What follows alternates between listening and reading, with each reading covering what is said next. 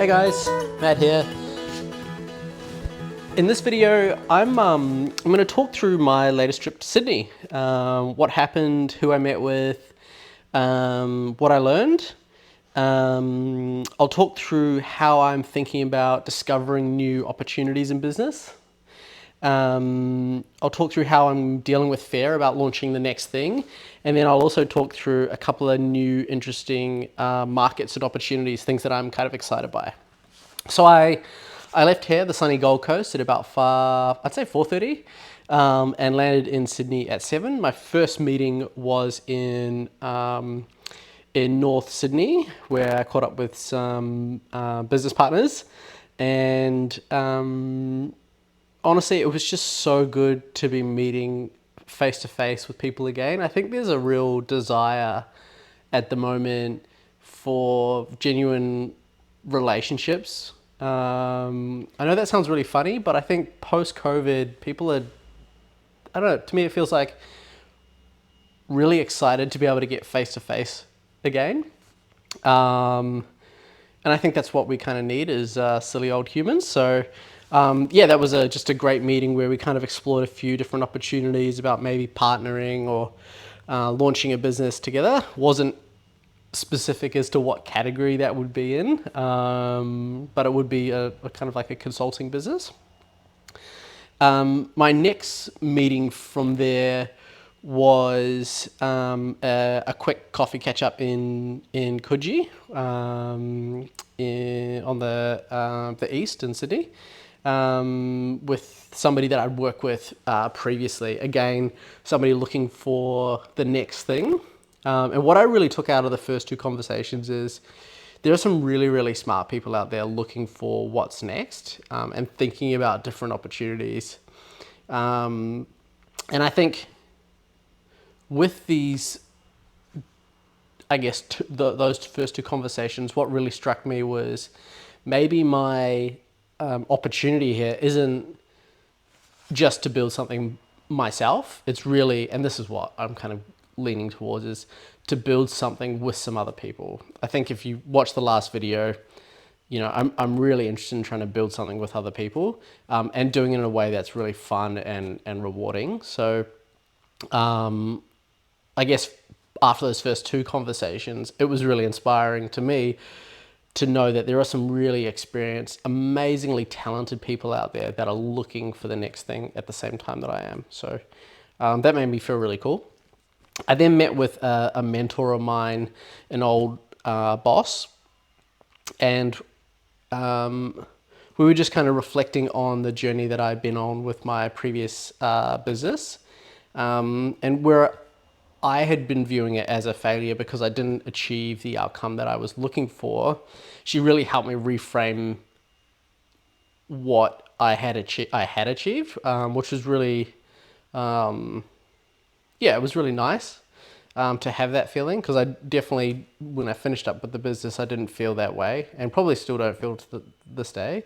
But actually taking a moment to really reflect on how much I had accomplished, how much I had learned, how much information and knowledge that I have now going into what's next, was really, you know, something I'm very grateful for.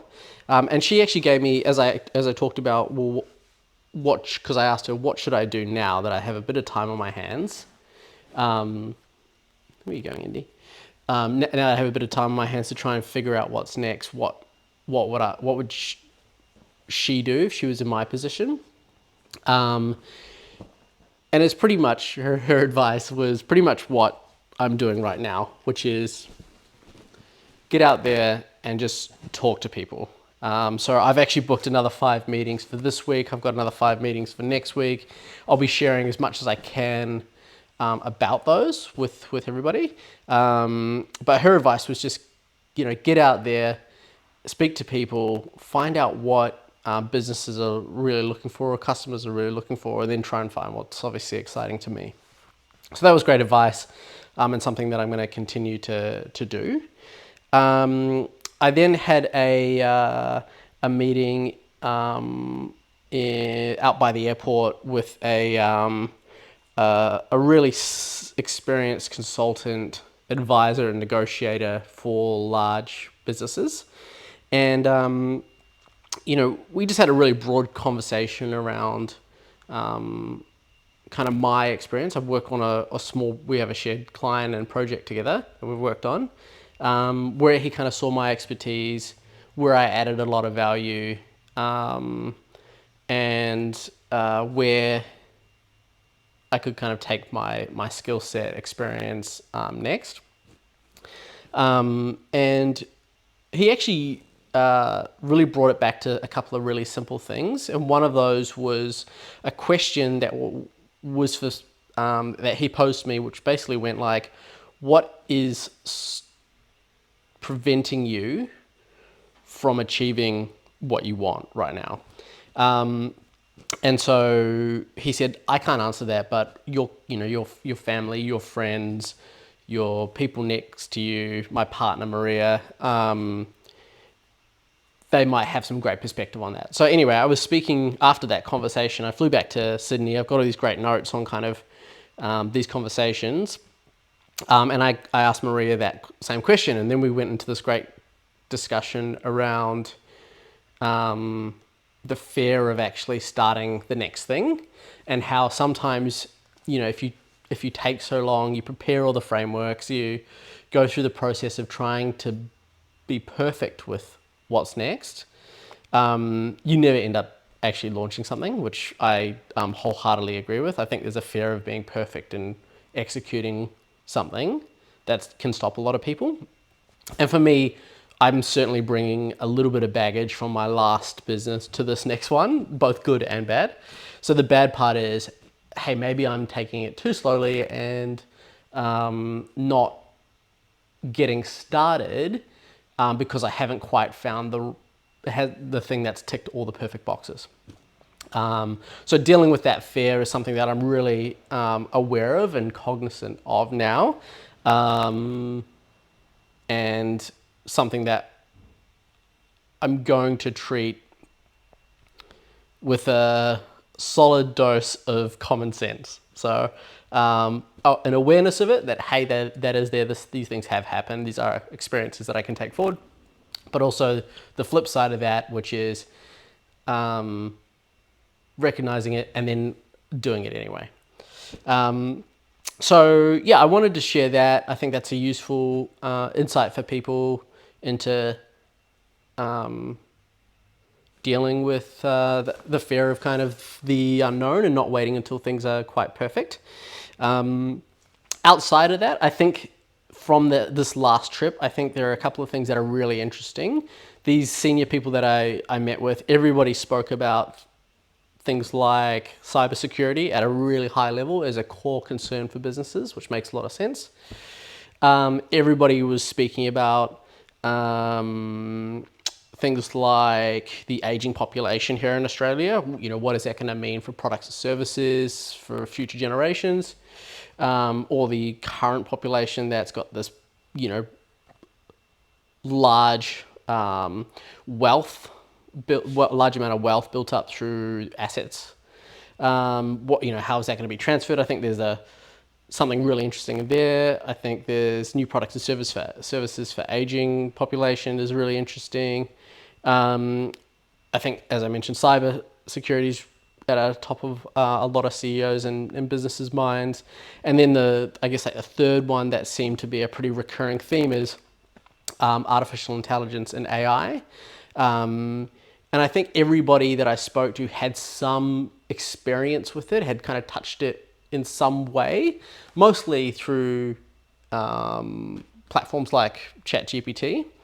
But what really struck me was everybody's perspective on it seemed to be very much efficiency based, which is, all right, I need to generate more marketing ad copy, or I need to generate more creative ideas, or I need some help writing this bit of CSS or code or HTML code or whatever.